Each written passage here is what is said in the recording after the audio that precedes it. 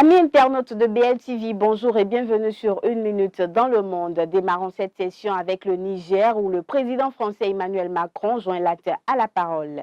Suite à l'annonce faite au cours d'une interview sur TF1 et France 2 à propos du retrait de son ambassadeur et celui de sa base militaire, l'ambassadeur de France au Niger a définitivement quitté le sol nigérien ce mercredi 27 septembre en destination du Tchad avant de continuer sur la France.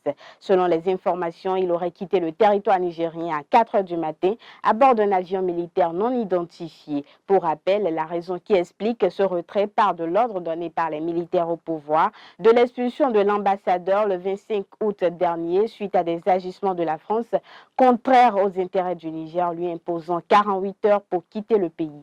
La France, quant à elle, insinuant ne pas reconnaître l'autorité des putschistes, avait rejeté cette requête, estimant que l'agrément de l'ambassadeur émanait des seules autorités françaises élues. D'après les dires de la première autorité française, le retrait des 500 militaires au Niger se fera également dans les jours à venir. Rendons-nous en Côte d'Ivoire où 6 éléments de la gendarmerie ont été radiés pour consommation de drogue. Il s'agit des éléments de l'escadron de gendarmerie de Douekoué dans l'ouest du pays, pris en flagrant délit de consommation de drogue selon les informations de Kouassi.com. En effet, ils avaient pour habitude de consommer de la drogue en compagnie de 2 civils qu'ils invitaient juste pour la circonstance. Sous l'effet de la drogue, un jour, ces gendarmes ont perdu leur sens, moment choisi par leurs fidèles compagnons civils de tous les jours pour dérober leurs armes. Après avoir retrouvé leurs esprits, il était déjà trop tard. C'est ainsi que ces derniers ont dû déposer les treillis.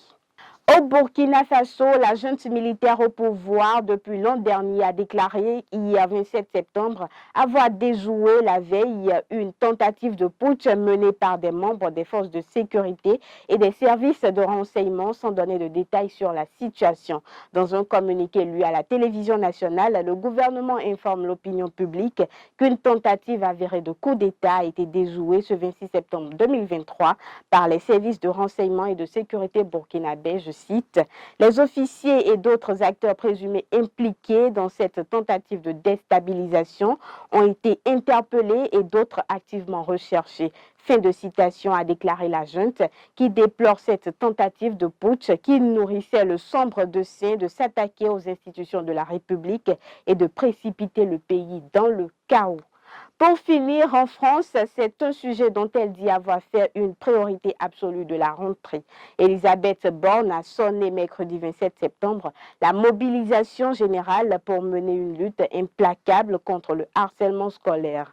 Plusieurs mesures ont été annoncées allant du signalement systématique des cas à la justice à la volonté d'exclusion des élèves harceleurs des réseaux sociaux. Après une série de cas dramatiques et autant de polémiques sur la gestion par l'éducation nationale de ce que Elisabeth Borne qualifie de phénomène massif, la chef du gouvernement a dévoilé un plan interministériel contre le harcèlement à l'école et dans tous les lieux de vie de l'enfant.